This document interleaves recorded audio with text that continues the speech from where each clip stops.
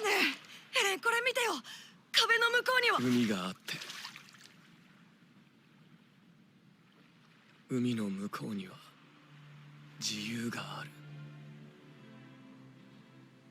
ずっとそう信じてた。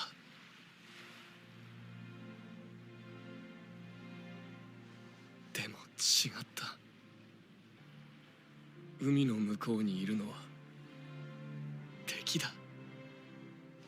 I don't read the Attack on Titan manga. This is intentional. I want to go into the final season as blind as I had been when I first discovered the show back in 2015. So imagine my surprise when I didn't see Eren or Mikasa or Levi or any of the characters I'd seen and connected with over the past 3 seasons. Instead, I was thrown into a trench with this random group of kids. It was absolutely brilliant.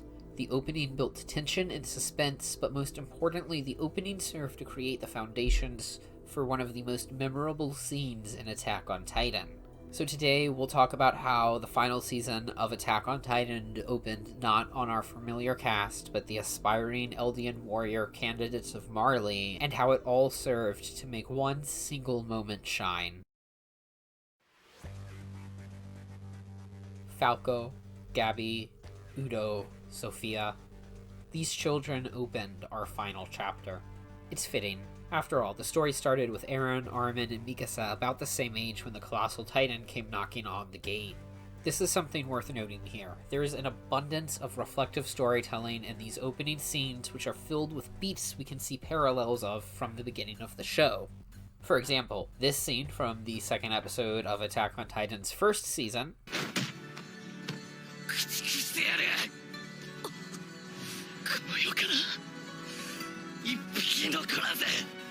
and this scene from the 7th episode of the final season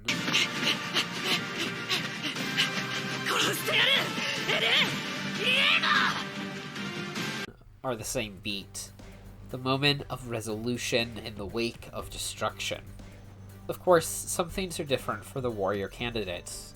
Going back to that opening, we find the candidates in a similarly horrible situation to our original group, but with the stark difference of war coming to Eren, Mikasa, and Armin, but Falco and friends coming to war. Each of them trying to prove on the front lines of the battlefield that they are worthy to inherit the Armored Titan from Reiner. The similarities between the candidates and our first group of protagonists is evident. Gabby's brashness, Falco's reserved demeanor, and Sophia's detachment all summon images of younger Eren, Armin, and Mikasa. It's a simple trick. Build sympathy for the antagonists, and it enriches the entire story by adding dimensions to character, theme, and plot. It's played a little bit differently here, though. These kids, do they really pose a threat? Eren and Armin are titans, and I'd bet that Mikasa and Levi could still take either of them in a fight. And I'm discounting the skills of the rest of the scouts, and even ignoring that everybody has gotten stronger during the 4-year time skip between seasons 3 and 4. So why bother? Why are we looking at these candidates? This group really isn't any different than the first one. Child soldiers in war, with an older, wiser soldier to help nudge them in the right direction. The warrior candidates have Rainier, while Eren, Mikasa, and Armin had Haynes. Hell, Rainier and Haynes even look alike after the time skip. All of this is about building empathy for the Eldians. There are so many echoes of the characters we've come to know and love. Not just among the candidates, but the warrior unit proper. Zeke strategizes for the future, like Erwin and Armin. Rainier carries the weight of his past as heavily as Eren does. But there's another similarity we can see, especially from one of the more recent seasons. Much as our heroes of the Scout Regiment were being tracked, watched, and eventually attacked by their government, so do the warrior unit find themselves being tracked. Are the warriors truly the enemy? They fight for Marley, they are honorary Marleyans, but they are not Marley. This is made apparent especially with the scene where Zeke and Colt discuss Zeke's secret and the general tells them they can't keep a single secret.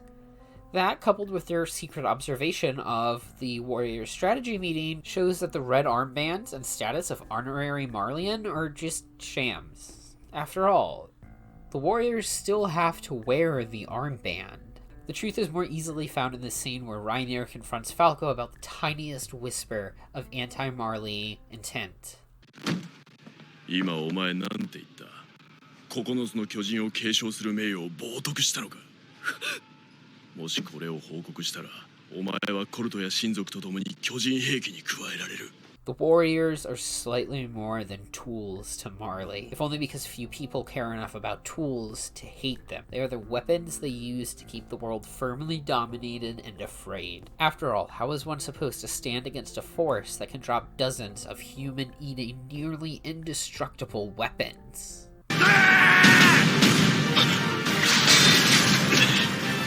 対巨人砲鉄鋼弾、俺の鎧も貫くか。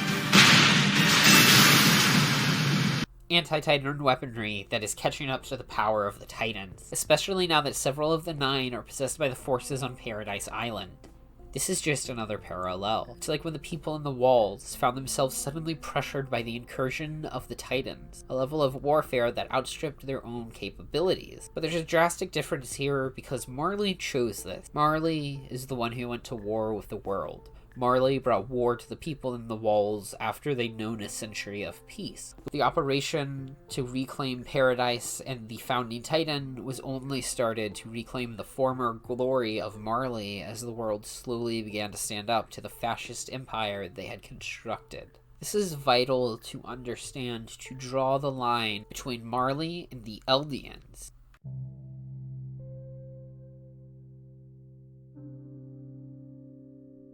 The Eldians have it hard, forced to live in internment zones where they require permission to leave, marked by yellow armbands. The first soldiers sent out on the battlefields to die for the sons of their ancestor Ymir, who made a deal with the devil to grant her bloodline the power of the Titans. The people of Marley paid just enough attention to Eldians to hate and resent them, with Marleyan guards given all the power in the world to do what they like to them, even children who simply want to see an airship.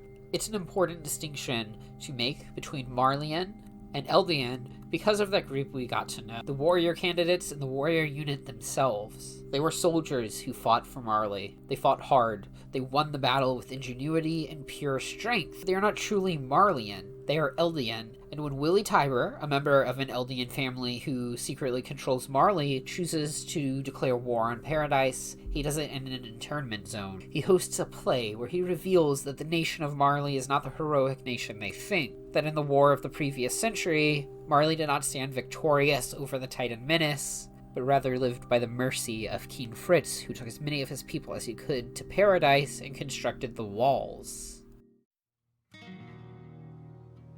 The land within Walls Maria, Rose, and Shinna is just another internment zone, except larger, and in a way more innocent. The people of Paradise Island had their memories taken by King Fritz, wielding the power of the Founding Titan. They didn't know they were Eldian, that the right war or injection could fill them with lightning and the devil's power. They just knew that they couldn't go beyond the confines of the walls, except for a few who chose to defy the walls and the safety they presented. Without the ever-present force of Marley to keep them in the internment zone, the Scout Regiment was able to exist. The humans of Paradise got what their Eldian counterparts in Marley never did. They got to dream of freedom, of a day they could go beyond the walls of their zone and see the sea as free citizens. There's a scene that stuck with me from the final season. Well, several really, but one that I want to discuss here. After returning home from the war, Reinier sits down with his family. They have dinner, and they talk about his most important mission as the Armored Titan. The attempt to reclaim the Founding Titan from Paradise. He tries to do what a good Marleyan would, and vilify his old comrades. Paint them as horrific savages, the devils that would trample the world flat should they ever find a sense of freedom. And he failed. He can't do it. Reinier tries to paint those years black, but finds nostalgia instead. He does the absolute worst thing that a warrior and Eldian could do. He humanizes the inhabitants of Paradise. Makes them sound like people, not devils. It horrifies his mother, because like I said to Falco, that sort of talk that wasn't complete deference to Marley could result in the entire family becoming Titan weapons. Ultimately, these first episodes that take us away from Eren and his gain make us understand these other Eldians. We're meant to see that they're really the same as the people on Paradise. Families doing everything they can to survive and have a good life in the walls that surround them. There are multiple facets of the story this strengthens. For example, the sheer anticipation of seeing our primary cast. I can't tell you how excited I was to see that Falco's soldier friend was actually Eren, or to watch as the scouts appeared one by one during the assault on the warrior unit. But there's a greater purpose than suspense and excitement. Opening the show this way served to flip the script to make one of the most dramatic moments in the final season, or even the entirety of the show, hit all the harder. So it's time to look at Declaration of War. 俺は進み続ける。敵を駆逐するまで。